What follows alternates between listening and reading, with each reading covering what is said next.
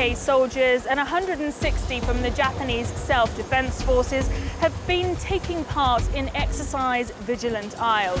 It is the first time the British Army has exercised on Japanese soil. The aim is to strengthen and improve the security and defence relationship between both nations. I've spent the last 8 days here, and I started in Tokyo. Tokyo in 2018, a bustling city, the capital of the world's third largest economy. Japan has recently reported the longest period of economic growth in more than 2 decades. Yet scroll back in time and things couldn't have been more different. 1945, a moment the world stopped, twice. Thousands upon thousands killed as 2 atomic bombs were dropped on Hiroshima and Nagasaki. An end to the war that took so much from so many. When the war ended, a new pacifist constitution was drawn up. Article 9 of the document says that Japan forever renounces war and forbids the use of force to settle international disputes. But in 2018, the country's Prime Minister Shinzo Abe is pushing for a change to formally recognise Japan's military in the constitution, to clear up any question marks over its legitimacy. Today, their self-defence forces total nearly 250,000 active personnel, dwarfing the UK's, which is more than 150,000. But compare that to the countries causing Japan the most security concerns. North Korea has more than 1.2 million active personnel, China has more than 2 million, and Russia has 900,000. Last year, relations between Japan and North Korea reached an all-time low after one of Pyongyang's intercontinental ballistic missiles landed in Japanese waters. The Japanese Prime Minister Shinzo Abe described it as a reckless act, representing an unprecedented, serious threat. Since his re-election, defence spending has increased, and he's trying to push through the changes he wants to the constitution. On the streets of Tokyo, the local people I spoke to were divided on the subject. What do you make of the fact the UK soldiers are going to be here with Japanese soldiers for the first time? History is being made this week. Yeah, I think it's a great thing because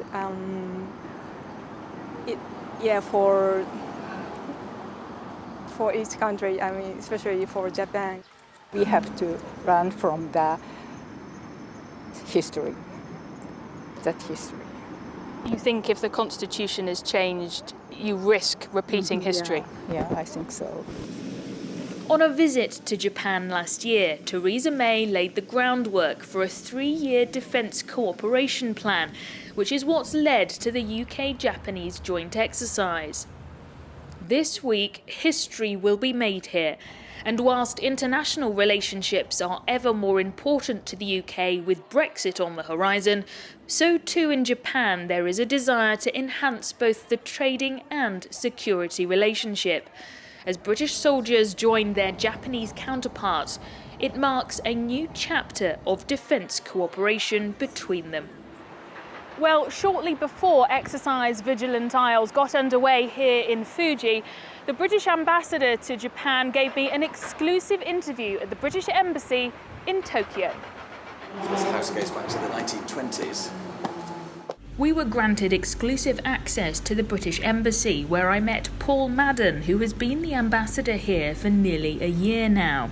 He spoke to me before leaving to see the exercise for himself in Fuji, nearly 70 miles from Tokyo.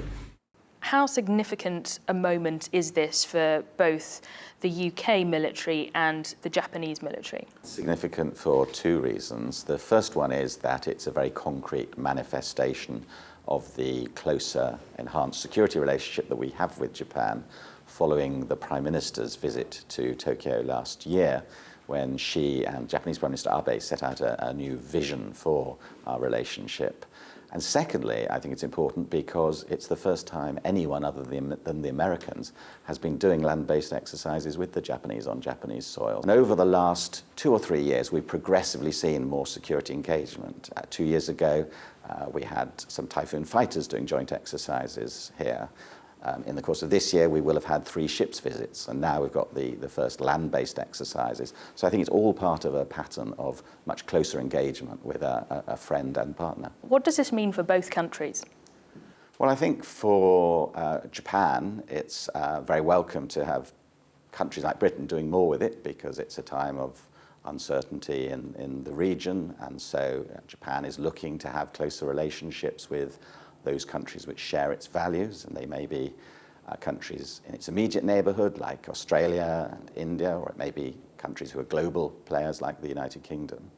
And from our side, I think it's a manifestation of the fact that post-Brexit, you're going to see a global Britain being able to engage a little bit more with the world beyond Europe. There's a whole melting pot of issues in this region. The threat from North Korea, a concern last year when missiles were fired into Japanese waters. So what's the mood like here in Japan? The most significant concern in recent time has obviously been North Korea, which has been doing nuclear testing, it's been doing missile testing. For some years it had been doing test flights of missiles over Japanese maritime airspace. Last year there were actually missiles going over Japanese land territory, which is obviously very concerning. So Japan attaches a lot of importance to measures to try to draw North Korea back into a process leading towards denuclearization. And so it sees, as do we, the importance of enforcing the UN sanctions. And indeed, that was one of the things that HMS Albion was doing when it was here. It was working with the Japanese on sanctions enforcement. The Japanese Prime Minister Shinzo Abe is pushing for a change to the Japanese constitution. Do you think it's about time that the military in Japan was recognised and that constitution was changed? So it's not for us to comment on the internal politics of the Japanese constitution any more than you'd expect the Japanese ambassador in London to talk about UK domestic laws. But Prime Minister Abe, who's just been re-elected last week as the leader of his party, which means he'll be Prime Minister for another 3 years or so, he has now 2/3 majorities in both the upper and lower houses, so he's in a position politically to be able to deliver on some of his ambitions, although it also would require a referendum of the Japanese public. I think Prime Minister Abe wants to restore Japan to what he would see as a more normal nation in its ability to operate a security system to defend itself. And therefore to amend the Constitution, which was passed in 1948 during the US occupation. I think in terms of Japanese public opinion, the polls suggest that he's still got some way to go to get the public behind him on this. But if there's a major political debate, who knows how that debate will go. But that's for Prime Minister Abe, and it's not really something that Britain would take a view on.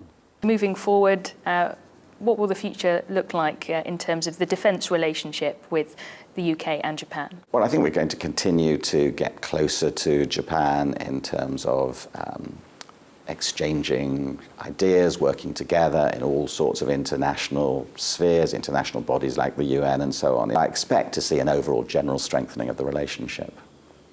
Ambassador, thank you very much Thank indeed. you very much. The exercise will involve troops from the Honourable Artillery Company and elements of 5 Regiment Royal Artillery. So they will be doing a long-range patrol covert surveillance exercise, which is essentially observing targets, patrolling to targets, observing to targets and seeing what you see and passing that information up to command posts or HQs for them to make decisions. So what's the aim of this whole exercise? I think there are 2 aims. The first one is obviously delivering on the agreement between our Prime Ministers to hold a land exercise in Japan. And I think the second one is then also to further that relationship between the British Army and the Japanese Ground Self-Defence Force. And there's been a lot of military activity between the UK and Japan over the last year, hasn't there? Yes, so it has been a sort of historic year actually for the defence relationship. Earlier in the year there was HMS Sutherland was deployed to the region, which was followed by HMS Albion, which at the time was the flagship of the Royal Navy, which was particularly interesting in terms of the ability to work with the Japanese Marines as well, which is a newly developed capability. And then now we have the sort of army exercise, which is the first time in the land area that we're able to exercise together in Japan. And then later on in the year we will have HMS Argyll. So actually quite a big year in terms of defence, 3 ships and an army exercise. But I think this is just natural as this sort of relationship develops. It took a year to plan this exercise, and despite a typhoon ripping right through the country in the run-up, thankfully the weather here in Fuji cleared just in time for history to be made. Take a close look, because this has never been seen before. That's because it's never happened before. British soldiers working alongside the Japanese ground self-defense forces in their country for the very first time. Beneath the breathtaking views of Mount Fuji, one of Japan's most iconic natural treasures, new relationships are being forged. This flight in a Japanese Chinook, the first glimpse of the historic exercise. In front of Japan's national media, it's been meticulously rehearsed and planned to mark the beginning of a new chapter of cooperation between the two militaries. This is historic not just because it's the first time the British military have exercised on Japanese soil, it is the first time that any other military other than the United States have exercised on Japanese soil. The 2-week exercise is focusing on sharing and practicing surveillance techniques. The Japanese used today to show off their simulation equipment. It was clear just how much interest this has generated in Japan. At the press conference, most of the questions from its journalists were about whether or not there would be more exercises like this in the future. Sian Gwezczek, I'm from the British Forces Broadcasting Service, Forces News in the UK. How significant a moment is this for Japan? And you've spoken a little bit about the threats facing the region. How much more important is this relationship with the UK when it comes to things like threats from North Korea, should you face a challenge if the worst happens? As a global partner sharing fundamental values, strengthening ties with this training is very significant. The situation on the security environment surrounding Japan is increasingly severe. Under these circumstances, having training with the United Kingdom to build tactical skills is an effective way to promote safety in the Asia-Pacific region. And this is a small exercise, but it is a big deal for both countries. It's important to Japanese security, it's important to Britain's role as a global power and our future as we change our relationship with Europe. This matters. Are there some restrictions, just given the state of their constitution and the sort of the political backdrop to what they can and can't do? Yeah, I mean it's extremely sensitive. Japan's constitution has been quite specific, quite rigid about what the self-defense forces, as they call them, can do. But they're in a dangerous part of the world, and they have China, who is expanding. They've got a very real threat from North Korea. We've had North Korean missiles overflying Japanese territory. And so they're very conscious of the security threats, and they know that the best way to prevent war is to be ready for it, to deter. And so I think that it would be a sensible measure to begin to develop the Japanese self-defense forces' capability to defend themselves ahead of any crisis. You think it's about time that their constitution reflected 2018 and what their military might have to do in order to defend itself? I don't think it matters what I think, it's what the Japanese think. And there's certainly an active debate going on in Japan about that. 217 is your code. Japanese Nina, not ninja. Ninja.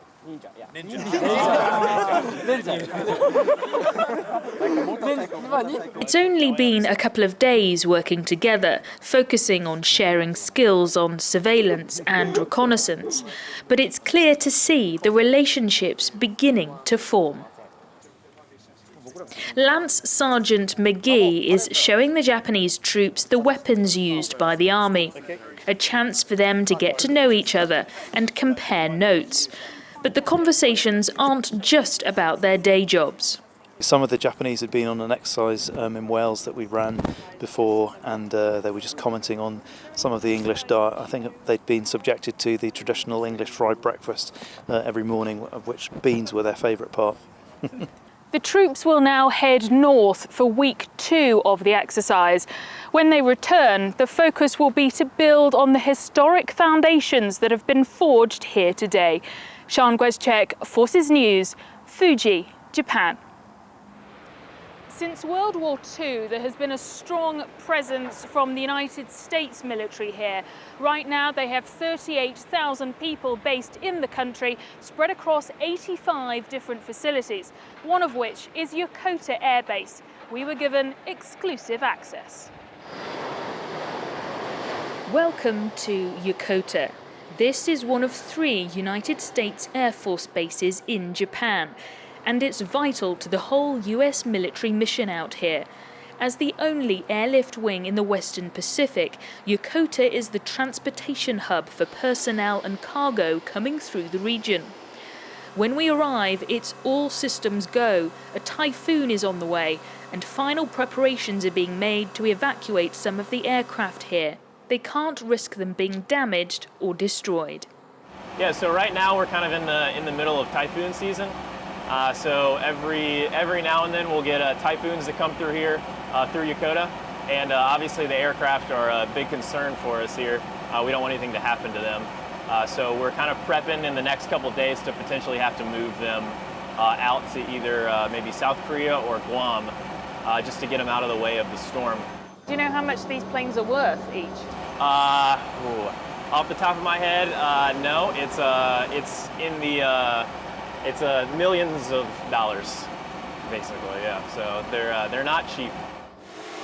And this is why they're so valuable. It's the sheer volume of cargo and people that they can transport. See these red seats up there? You can actually throw the red seats all the way down the aircraft and hold, I think it's 128 personnel, passengers, or we can tear it all down and just put all these rollers, flip all the rollers over, and we can fill it all with cargo up to about almost 40,000 pounds, about 37,000 pounds of cargo for airlift. There is a huge population here. Once you pass through the security gate, it feels like a mini city inside. 11,500 personnel work here, 3,000 of those on active duty. So why is this base so important? In 2017, there were 6,000 missions, 112,000 passengers transported, and more than 17,000 tons of cargo processed and distributed. But with a range of threats in the region, including North Korea, the base commander tells me the relationship between the Japanese and the United States couldn't be more important. I will tell you here, we don't pay too much attention to the political fever. Our job here is just to be a ready force when called, if called, hopefully never called. But what we understand is readiness to be a deterrent within itself for any conflict. So we'll be a ready force when called. Why do the US have a presence here? And it's that regional security that we're talking about. That's why we're here. To safeguard U.S. interests both home and abroad, that forward projection capability not only for the 5th Air Force Commander, the PACAF Commander, and for our country. Yokota Air Base has hosted a variety of aircraft types and missions. The wing was among the first to the fight in the Korean War, and also provided critical airlift and air evacuation support during the Vietnam War. In fact, some of the aircraft used in Vietnam are still being used here today, like this UH-1N Huey, just heading off on a training flight when we arrive. So this is the Air Force's UH-1N twin Huey. So this model of helicopter has been flying for a long time. This particular model was built in 1969, so way back in Vietnam kind of era. If you've seen any Vietnam movie, you've definitely seen a helicopter like this infiltrating guys. Back in then, it was like an air cavalry, kind of a modern take on guys on horseback dropping people off. But today, the missions here are quite different. Although it seems like at this base we're pretty close to Tokyo, it's only about 20 miles. With how congested it can be driving, it can take often like 2 to 3 hours to drive into the city. So for generals and colonels that have important meetings with the Japanese, we are a quick option for transport, whereas instead of 2 hours one way, it takes us 12 minutes to get to a helipad in downtown Tokyo. So they obviously prefer to use us, and we can facilitate some of those meetings, make them happen a little bit quicker rather than wasting their time stuck in traffic all day. So the other thing that we do here is an air ambulance program. So if someone is hurt or sick more than the care that this base could provide, rather than going to a Japanese hospital, we're able to transport them to a Navy facility probably about 30 miles away in about 25 minutes. Back at the C-130Js, of the 4 possible destinations they might be sent, we're told they'll be heading to South Korea to avoid Typhoon Trami. Once it's over, it'll be back to business as normal, transporting vital supplies across the region. It's hoped on both sides that what has happened here in Japan will continue to strengthen the existing defence relationship as a 3-year agreement between the two nations on defence continues. Sian Gwezchek, Forces News, Fuji, Japan.